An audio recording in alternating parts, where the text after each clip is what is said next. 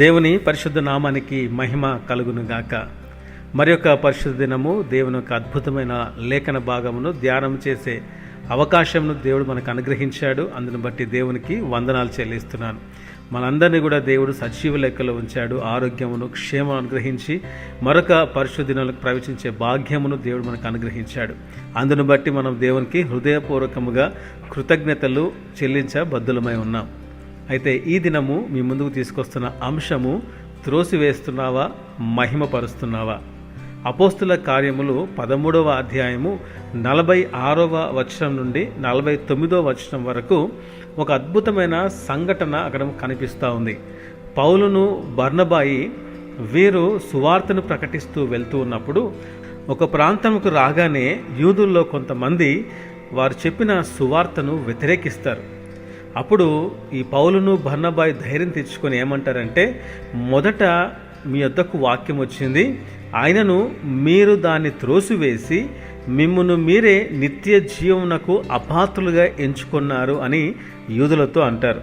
తర్వాత పౌలు తన దేవుడిచ్చిన వాగ్దాన్ని జ్ఞాపకం చేస్తూ, దేవుడు నన్ను బూదిగంతం వరకు రక్షణార్థంగా ఉన్నట్లు అన్యజనులకు వెలుగుగా ఉంచి ఉన్నాడని ఎప్పుడైతే వారు తెలియజేస్తారో అప్పుడు ఏం జరిగిందంటే 48వ వచనంలో, అన్యజనులు ఆ మాట విని సంతోషించి దేవుని వాక్యమును మహిమపరిచిరి, మరియు నిత్య జీవమునకు నిర్ణయింపబడిన వారందరూ కూడా విశ్వసించిరి అని వాక్యం సెలవిస్తుంది. ఈ దినము 2 విషయాల్ని మనం ధ్యానం చేయబోతున్నాం. మొదటిది వాక్యమును త్రోసివేయుట, రెండవది వాక్యమును మహిమపరచుట. ఇక్కడ 2 సంఘటనలు జరిగాయి.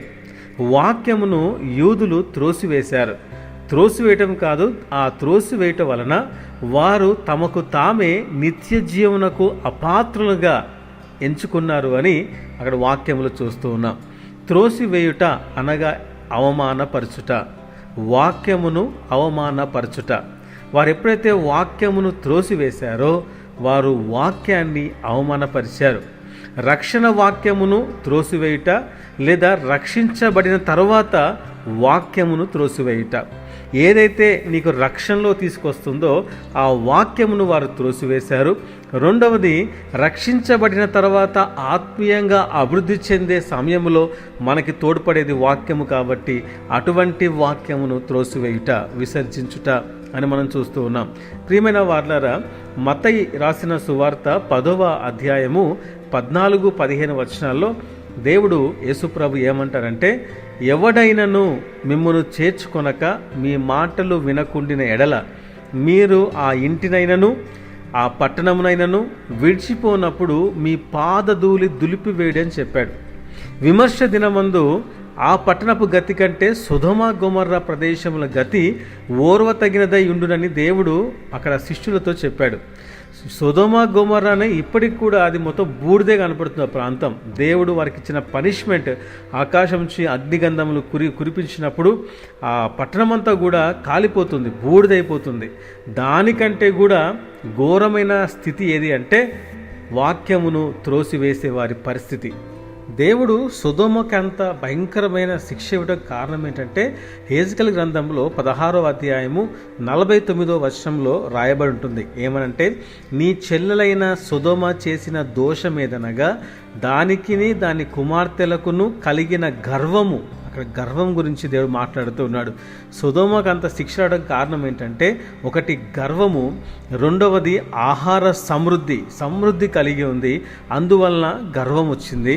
అదే విధముగా నిర్విచారమైన సుఖస్థితి అని అక్కడ వాక్యం సెలవిస్తుంది. అంటే విచారమే లేదు, సుఖపట్టులో, వారు తినుటలో, ఆడుటలో, దేవునికి వ్యతిరేకమైన క్రియలు చేయటలో ఆనందించారు. అంత మాత్రమే కాదు, ఇంకా సొదొమ ఏం తప్పు చేసిందంటే అది దీనులకును దరిద్రులకును సహాయము చేయకుండాను రాయబడింది.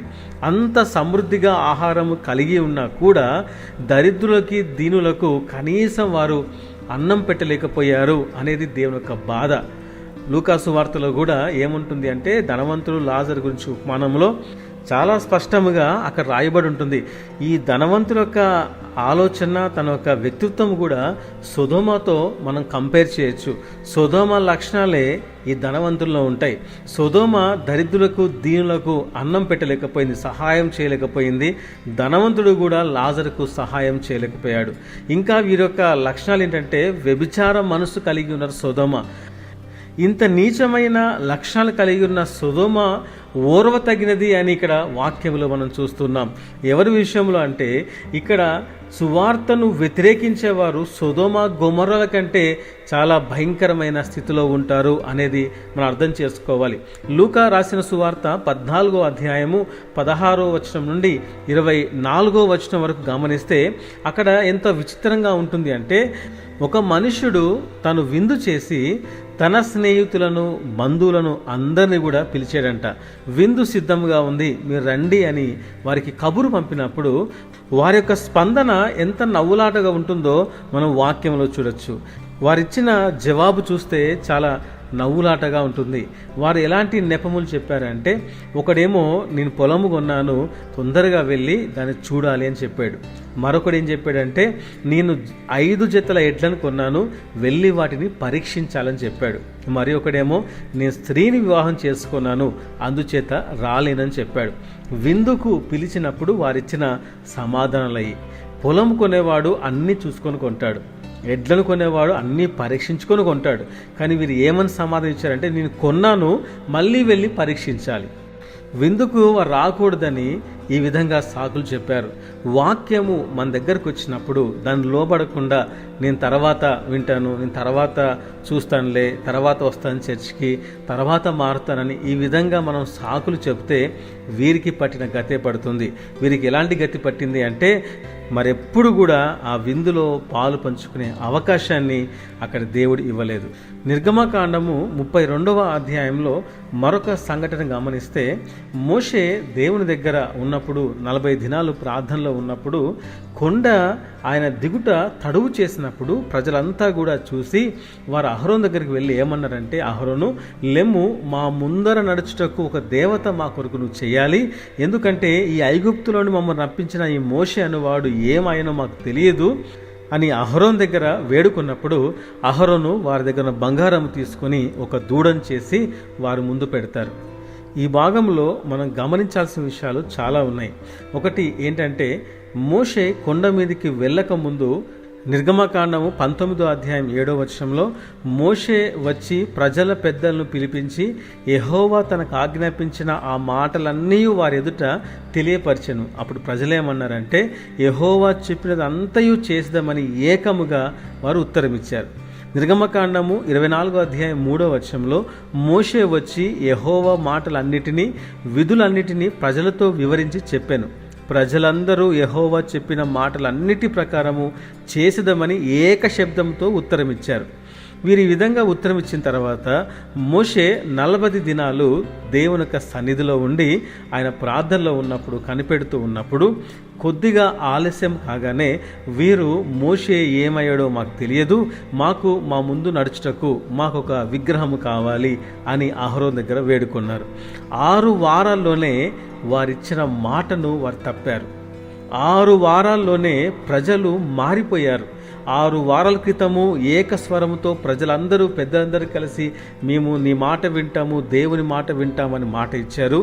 6 వారాల్లోనే వారు మాటని మీరి ఒక దూడ కావాలి, మా ముందు నడుచుటకు ఒక దేవుడు కావాలి అని చెప్పి వారు మనవి చేస్తూ ఉన్నారు.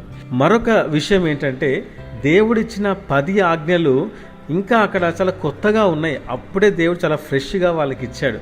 అవన్నీ వారు పాటిస్తా అని మాట ఇచ్చారు కూడా. ఇక్కడ అహరోను విషయంలో గమనిస్తే మొట్టమొదటి ఆజ్ఞని అహరోను మీరుతూ ఉన్నాడు. దేవుడు ఏమిచ్చాడంటే, నేను తప్ప వేరొక దేవుడు నీకు ఉండకూడదని దేవుడు ఆజ్ఞ ఇస్తే ఆ ఆజ్ఞను అహరోను మీరి అక్కడ వారికి ఒక దేవుని చేసి పెట్టాడు. రెండోది, ప్రజలంతా కలిసి కూడా ఏది మీరారంటే, పైన ఆకాశం అందే కానీ, క్రింద భూమి అందే కానీ, భూమి క్రింద నీళ్ళందే కానీ ఎండు దేని రూపమునైనను విగ్రహమునైనను నీవు చేసుకొనకూడదు, వాటికి సాగిలపడకూడదు, వాటిని పూజింపకూడదని దేవుడు చెప్తే ఇశ్రాయేలు అక్కడ అదే ఆజ్ఞను వారు మీరినట్టుగా మనం చూస్తూ ఉన్నాం. మరొక విచిత్రమైన విషయం ఏంటంటే, ఈ విగ్రహం చుట్టూ, ఆ దూడ చుట్టూ ప్రజలంతా కూడా నాట్యము ఆడుతున్నట్టుగా మనం చూస్తున్నాం. అక్కడ వారు డ్యాన్సులు వేస్తూ పాటలు పాడుతూ ఎంతో ఉల్లాసంగా వారు ఆనందిస్తున్నట్టు చూస్తూ ఉన్నాం. నిర్గమకాండము 15వ అధ్యాయంలో ఏం జరిగింది అంటే, ఎర్ర సముద్రం మధ్యలోంచి వారు నడుచుకుంటూ ఆ సముద్రము దాటి బయటకు వచ్చిన తర్వాత ఈ కీర్తన పాడి వారు ఎంతో ఆనందపడుతూ దేవుణ్ణి కొనియాడుతూ ఉంటాడు. వేలుపులలో నీ వంటి వాడు ఎవడు ప్రభువా, నీవు తప్ప వేరొక దేవుడు లేడు అని చెప్పేసి దేవుని ఎంతో గొప్పగా వారు పాటలతో దేవుని స్తుతిస్తారు. ఈ 15వ అధ్యాయము 20-21 వచనాల్లో ఏముంటుంది అంటే, మరియు అహరోను సహోదరియు ప్రవక్తినగు మిరియామును తంబురను చేత పట్టుకొనెను, స్త్రీలందరూ తంబురలతోనూ నాట్యములతోనూ ఆమె వెంబడి వెళ్ళిరి అని అక్కడ రాయబడి ఉంది. వీరంతా కలిసి కూడా ఆ పల్లవి ఎత్తుకొని దేవుణ్ణి స్తుతిస్తూ వారు నాట్యమాడుతూ దేవుని ఎంతగానో ఘనపరిచారు. ఇదే ప్రజలు ఎప్పుడైతే మోషే కొంచెం ఆలస్యం చేశారో అప్పుడే వెంటనే వారు విగ్రహం చేసుకొని ఆ విగ్రహం ముందు వారు డ్యాన్సులు వేస్తూ ఉన్నారు. ఎంత భయంకరం పరిస్థితి! మనం చూసిన ఈ అపోస్తుల కార్యములో కూడా ఈ యూదులు ఏం చేశారంటే, సువార్త వారి యొద్దకు వచ్చినప్పుడు దాన్ని వారు త్రోసివేశారు. ఇది అప్పుడు జరిగింది కాదు. దేవుడు ఐగుప్తు నుంచి విడిపించిన దగ్గర నుంచి ప్రతిసారి కూడా వారు వాక్యాన్ని త్రోసివేస్తూనే ఉన్నారు, వాక్యాన్ని విసర్జిస్తూ ఉన్నారు. ఈరోజు మనం పరీక్షించుకోవాలి, నీ యొద్దకు వచ్చిన వాక్యాన్ని నీవు అంగీకరిస్తున్నావా, త్రోసివేస్తున్నావా? ఎప్పుడైతే యూదులు వాక్యమును త్రోసివేశారో వారు నిత్య జీవానికి, పరలోకానికే అపాత్రులుగా ఎంచుకున్నారు. అని దేవుడు వారిని అపాత్రులుగా చేయలేదు, వాక్యాన్ని త్రోసివేయబట్టి వారికి వారే అపాత్రులుగా చేసుకున్నారు. ఈరోజు నీ యొద్దకు వచ్చిన వాక్యాన్ని నీవు త్రోసివేస్తున్నావా ఒకసారి పరీక్షించుకోవాలి.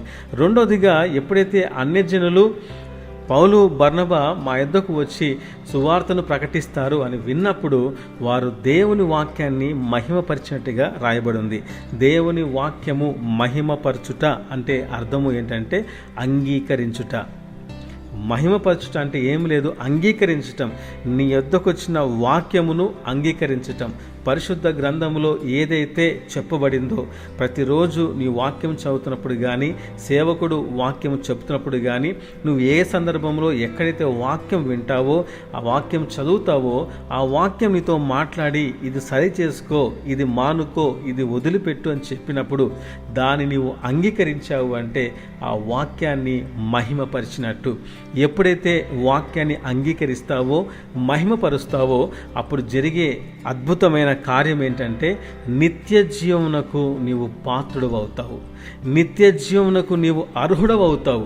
అందుకే వాక్యమును అంగీకరించాలి, వాక్యమును మహిమపరచాలి. వాక్యాన్ని నీకు అనుగుణముగా, నీకు ఇష్టం వచ్చినట్టుగా మార్చుకోవటం కాదు. ఈ వాక్యము నాతోనే మాట్లాడింది, ఈ వాక్యము నాకే అని ఎప్పుడైతే నీవు దాన్ని అంగీకరిస్తావో నిత్య జీవానికి నీవు పాత్రుడుగా చేయబడతావు. కాబట్టి ఈరోజు ఒకటే ప్రశ్న ఏంటంటే, నీ యొద్దకు వచ్చిన వాక్యాన్ని, నీతో మాట్లాడుతున్న వాక్యాన్ని, నిన్ను గద్దిస్తున్న వాక్యమును నీవు అంగీకరిస్తున్నావా, త్రోసివేస్తున్నావా? నీవు దాన్ని మహిమపరుస్తున్నావా, దాన్ని విసర్జిస్తున్నావా అనేది పరీక్షించుకో. విసర్జించావా, అది నష్టం నీకే, మరెప్పుడు కూడా ఆ విందులో పాలు పంచుకో. ఎప్పుడైతే దాన్ని అంగీకరిస్తావో, మహిమపరుస్తావో, వాక్యమైన దేవుడు నిన్ను బలపరిచి స్థిరపరచునుగాక. ఇటు మాటలు దేవుడు దీవించునుగాక. ఆమేన్. ప్రార్థన చేసుకుందాం. పరిశుద్ధుడా, మహోన్నతుడా, నీకు వందనాలు. ఈ దినము మాకిచ్చిన లేఖన భాగాలు బట్టి వందనాలు.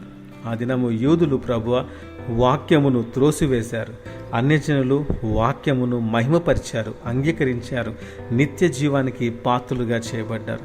ప్రభువ, మాతో మాట్లాడుతున్న వాక్యమును త్రోసివేయక దాన్ని అంగీకరించుటకు, వాక్యమును మహిమపరచటం మాకు నేర్పించండి. విన్న ప్రతి ఒక్కరిని మీరు ఆశీర్వదించండి, బలపరచండి, రోగులను స్వస్థపరచండి, హృదయ వాంఛలు తీర్చండి. ప్రభువ, నీ వాక్యములో స్థిరపరిచి ముద్రించుమని యేసునామమున ప్రార్థిస్తున్నాం తండ్రి. ఆమేన్.